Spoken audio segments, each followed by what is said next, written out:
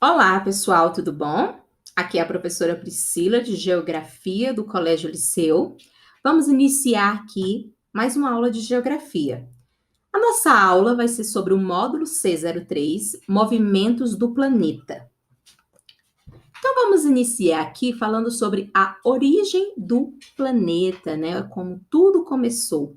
Normalmente, a pergunta que vem primeiro, né? Mas qual foi a origem do universo? Essa é uma das perguntas mais intrigantes que alguém pode nos fazer. Você sabe qual é a origem de tudo, que existiu, como tudo começou? Então, vamos iniciar aí pela teoria do Big Bang. Big Bang e a origem da Terra. Para os cientistas, pessoal, toda a matéria do universo formou-se a partir de uma grande explosão, que ocorreu aproximadamente há cerca de 15 bilhões de anos atrás. E essa explosão acabou recebendo aí o nome de Big Bang, tá? Seguindo, você consegue imaginar o que são 15 bilhões de anos? É muito tempo, sem dúvida, né? Se a gente parar para analisar, é muito tempo. No entanto, esse é o tempo aproximado que muitos cientistas calculam para a idade do universo. A teoria do Big Bang diz que toda a matéria existente estava concentrada em um ponto e uma forte explosão fez com que essa fosse fragmentada e sofresse expansão, criando o universo que conhecemos hoje.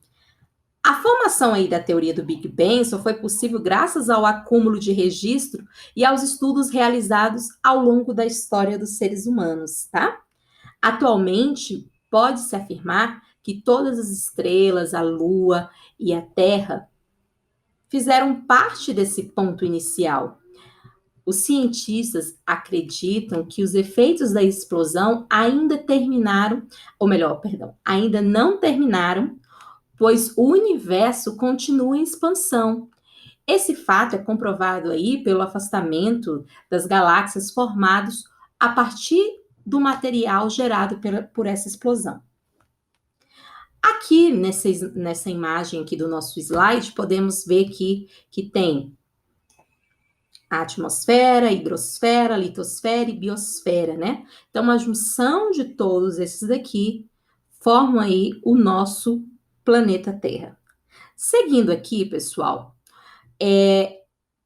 logo depois aí, né, durante toda essa teoria, o estudo da teoria do Big Bang, um dos planetas, né, um desses planetas que acabou surgindo aí, que se formou aproximadamente cerca de 4,5 bilhões, né, de anos atrás, foi o nosso planeta Terra.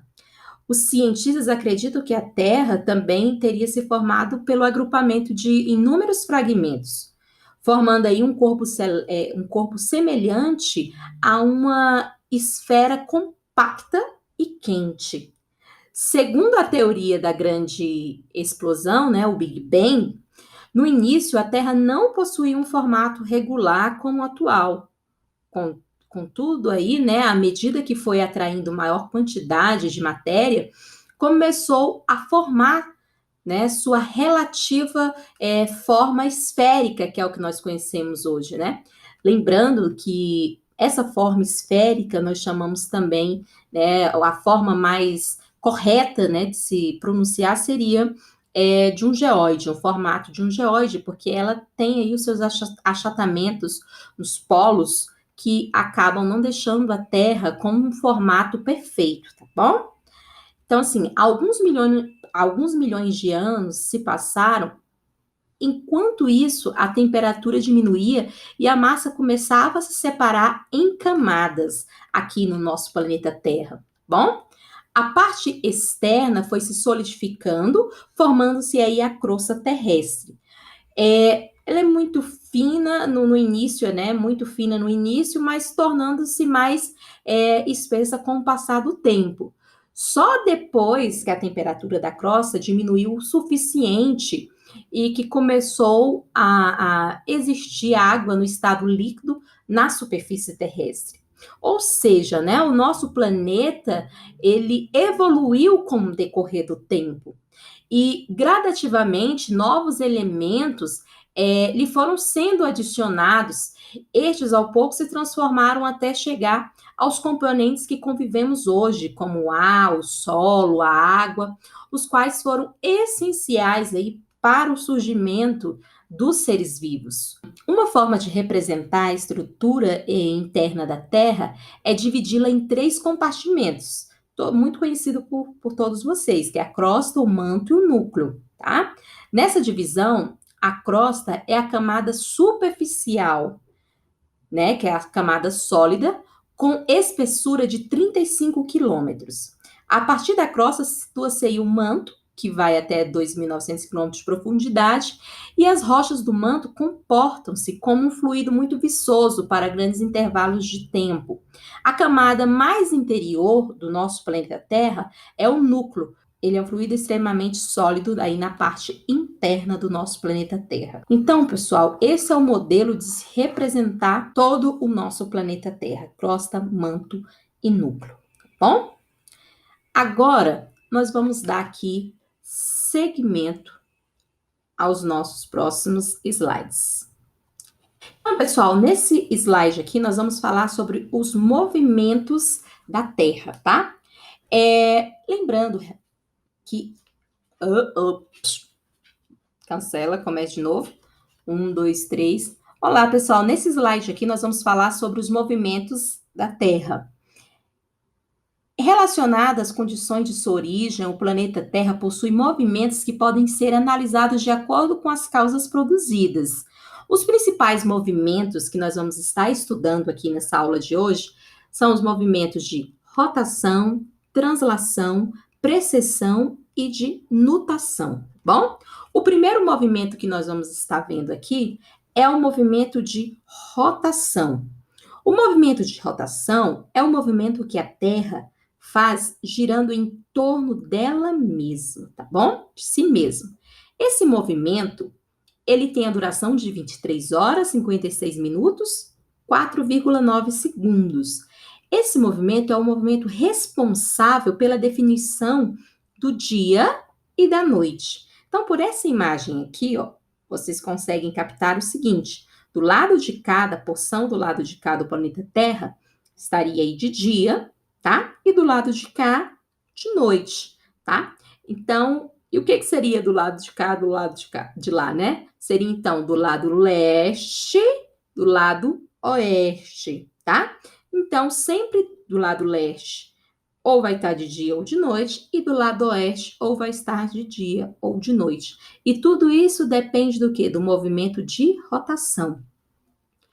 Esse movimento, pessoal, ele também é responsável pela definição dos fusos horários, porque é através dele que tem a definição aí das horas, né? Então, vamos aqui para o próximo movimento, que é o movimento de translação. O movimento de translação é aquele que a Terra faz em torno do Sol, girando em torno do Sol. Esse movimento, ele ocorre de forma simultânea com o movimento de rotação. Então, obviamente, enquanto está ocorrendo aqui o movimento da Terra girando em torno dela mesma, ela vai também girando em torno do Sol, que aí seria um movimento de translação. Só que esse movimento de translação, ele demora, né, mais do que o movimento de rotação, cerca de 365 dias e 6 horas. Então, está faltando aqui 4 horas. Essas 4 horas que fica faltando, de 4 em 4 anos, né, eles somam, que aí daria 24 horas, que vai ser acrescentado mais um dia no mês de fevereiro. Que o mês de fevereiro, ele normalmente tem 28 dias, mas quando é acrescido esse dia, né, perdão, o mês de fevereiro, ele tem 28 dias, mas quando se acrescenta mais um dia no mês de fevereiro, ele passa a ter 29 dias, mas isso só ocorre de 4 em 4 anos, que aí é o ano bissexto. Por sinal, né, o ano de 2020, esse ano que estamos vivendo agora, é um ano bissexto. Voltando aqui para o movimento de translação. O movimento de translação, então, pessoal, ele é responsável aí por definir as 4 estações do ano, né? Então, quando inicia e quando termina, primavera, verão, outono e inverno, tá? Mais à frente, nós vamos estar estudando, aqui ainda nessa aula de hoje, sobre o solstício e equinócio, bom? E aí eu explico de forma mais aprofundada para vocês como que funciona aí essa mudança, né, de estações do ano, ok? Então, vamos seguir aqui mais para frente. Olá, pessoal. Nesse slide aqui, nós temos o movimento de precessão. Esse que também pode ser chamado de precessão dos equinócios, que é um movimento giratório realizado pela projeção do eixo de rotação terrestre no sentido horário, como podemos observar aqui, né, nessa imagem, com uma duração cíclica de 25,8 mil anos. A principal consequência desse movimento de precessão é a antecipação dos equinócios e a mudança da posição aparente dos astros celestes aí no céu. Esse movimento ele tem a interferência aí da força gravitacional do Sol e da Lua, bom? Então, esses pontos que eu acabei de abordar aqui com vocês está relacionado ao movimento de precessão. Agora vamos aqui para o próximo, que é o movimento de nutação. Esse movimento de nutação é uma pequena variação periódica no eixo rotacional terrestre que ocorre a cada 18,6 anos em função da influência da gravidade da Lua sobre a Terra. Então, no anterior, no movimento de precessão, nós vimos que tem a interferência da força gravitacional do Sol e da Lua. E no movimento de nutação, vai ser a interferência gravitacional da Lua sobre a Terra. E não há consequências tão relevantes assim para os demais movimentos do planeta Terra, tá bom? Então, aqui nesse slide, nós vamos estudar sobre os solstícios e equinócios. Nessa imagem, podemos visualizar que tem mostrando como que vai acontecendo, tá? Essa transição aqui de um para o outro. Então, o que é importante vocês captarem aqui a mensagem? Que solstício sempre vai ser verão ou inverno e equinócio sempre vai ser primavera ou outono. Lembrando o seguinte, que solstício, pessoal, quando estiver ocorrendo aqui, né, no hemisfério sul, que é onde nós estamos aqui no nosso país, no Brasil, nós ficamos no hemisfério sul, quando aqui for o solstício de verão, no hemisfério norte vai ser o solstício de inverno, tá bom? E da mesma coisa ocorre aqui no equinócio. Então, assim, o que é importante vocês lembrarem? Que sempre vai ser diferente, tá? Solstício e equinócio de acordo com o hemisfério, ou hemisfério norte ou hemisfério sul. Nunca vai ocorrer os mesmos, né? Os dois acontecerem ao mesmo tempo nos dois hemisférios. Sempre vai ocorrer de forma, né, diferente. Então, enquanto no hemisfério sul estiver ocorrendo a primavera, o equinócio de primavera, no hemisfério norte vai estar ocorrendo o equinócio de outono, tá bom? Então, é importante vocês entenderem que tem essa diferença, tá ok? Então, pessoal, continuando aqui a explicação sobre solstício e equinócio, são fenômenos astronômicos relacionados ao movimento aparente do Sol, que seria a incidência de raios solares nos hemisférios e ao início das estações do ano.